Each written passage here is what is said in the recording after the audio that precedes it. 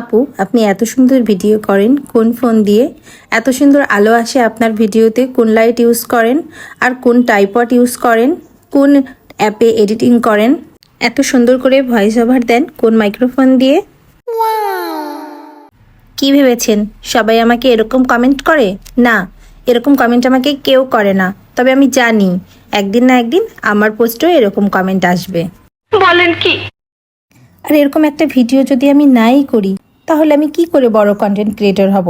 এখন থেকেই তো বড়দের মতো ভাবসাব করতে হবে, তাই না? তবে হ্যাঁ, এই প্রশ্নটা কিন্তু আমাকে অনেকেই করে, আপু আপনি তো মনিটাইজেশন পেয়েছেন, ডলার কত কামালেন? তো সব প্রশ্নের উত্তর দিয়ে দিব আজকের ভিডিওতে।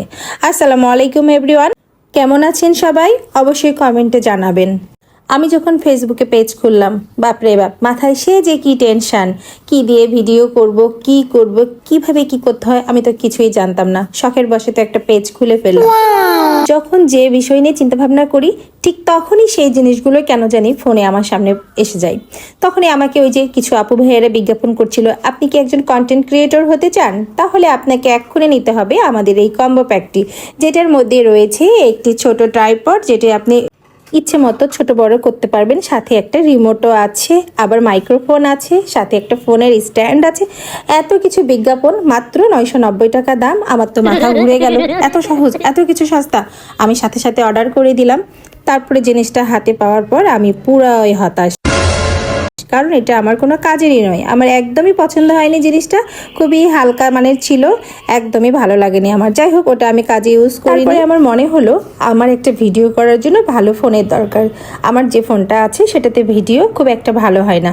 তাই হাজবেন্ডকে বললাম আমাকে একটা আইফোন 16 প্রো ম্যাক্স কিনে দিতে। তো আমাকে সে একটা আইফোন 16 প্রো ম্যাক্স গিফট করলো, সেটা দিয়েই আমি সাধারণত ভিডিও করে থাকি।